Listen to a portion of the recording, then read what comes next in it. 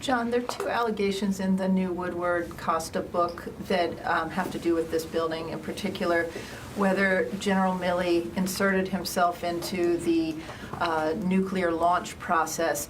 Is there anything unusual that you've seen, or that is the Defense Secretary concerned about the reports that General Milley inserted himself into tried to stop the president at the time from having the ability to launch nuclear weapons?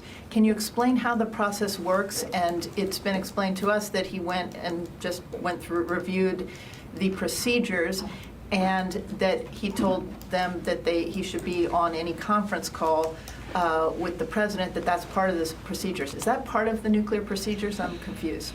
Well, I certainly can't speak to the revelations that are coming out in the book. I think you saw a statement by the chairman's office specifically addressing this issue. What I can tell you is that it is not uncommon at all for the department to continue to review security protocols, particularly when it comes to our strategic deterrence capabilities, that we constantly take a look at the protocols and the procedures to make sure that they are still relevant. And these protocols have been in place for a long time, a couple of decades, and so it's not uncommon.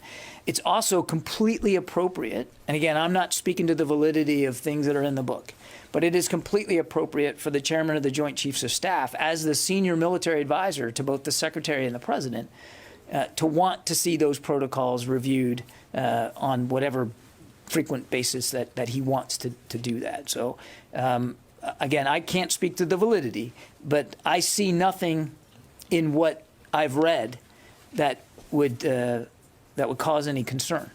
What is the chairman's role in terms of the nuclear launch, if there were a nuclear launch by the president? Well, the chairman is the key military advisor to the president, to the commander-in-chief. And in a sequence of events whereby a commander-in-chief would be making that decision, that most grave of decisions, the chairman would be intimately involved in that process, in providing advice and counsel to both the secretary and to the president. Obviously, the president in this case makes the final decision. And by statute, by law, he is the prime military advisor to the president, and this would be a military decision of profound proportions here and importance. So he would be absolutely involved in that process, soup to nuts.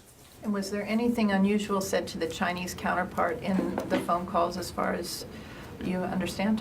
Well, again, all I've seen is the same reporting that you've seen, Jen. I can't speak to the specifics of the conversation, a conversation that took place obviously before this administration took office.